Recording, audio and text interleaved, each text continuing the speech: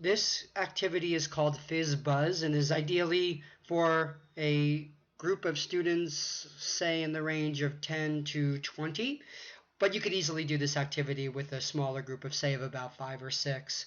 I typically give this activity as a warm-up or also as a cool-down. What I'll have the students do is I'll get them into a circle, either at their desks, which is what these rectangles are representing, or I'll have them stand up if there's space permitting.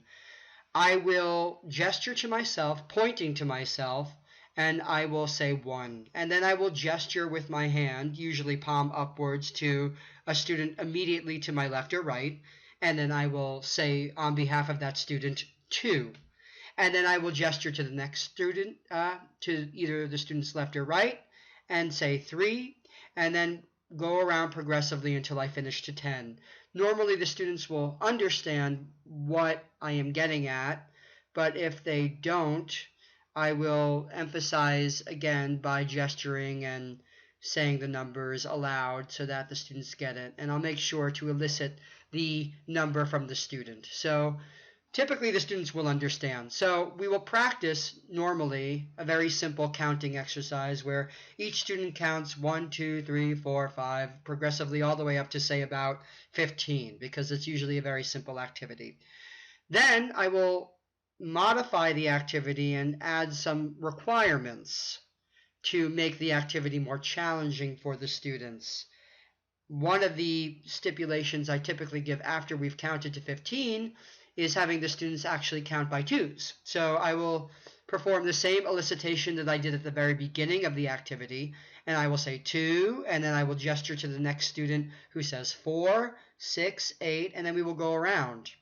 Once I feel like the activity is sort of slowing down or the energy is simmering, I will introduce counting by 3s and 5s and 7, and we will count by different integers, different intervals.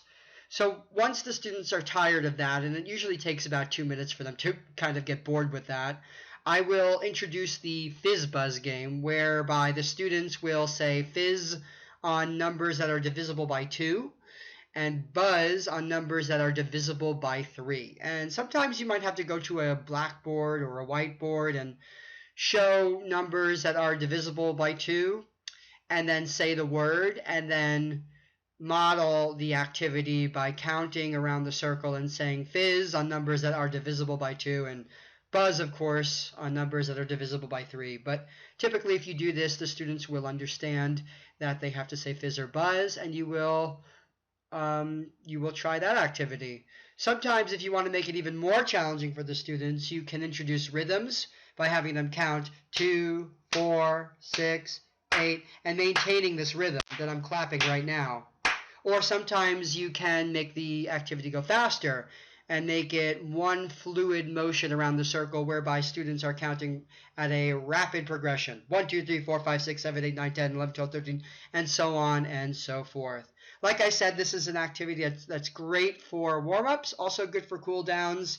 And also, if you're teaching in an English as a foreign language class or ESL class, it's great for practicing numbers and digits, and you could even introduce alphabet here and having students generate words that they might know or that they somehow forgot, but you can pull from their latent, sort of unconscious brew of information that they might have had from previous classes. So there's a lot of potential for this activity. Thanks so much. Take it easy.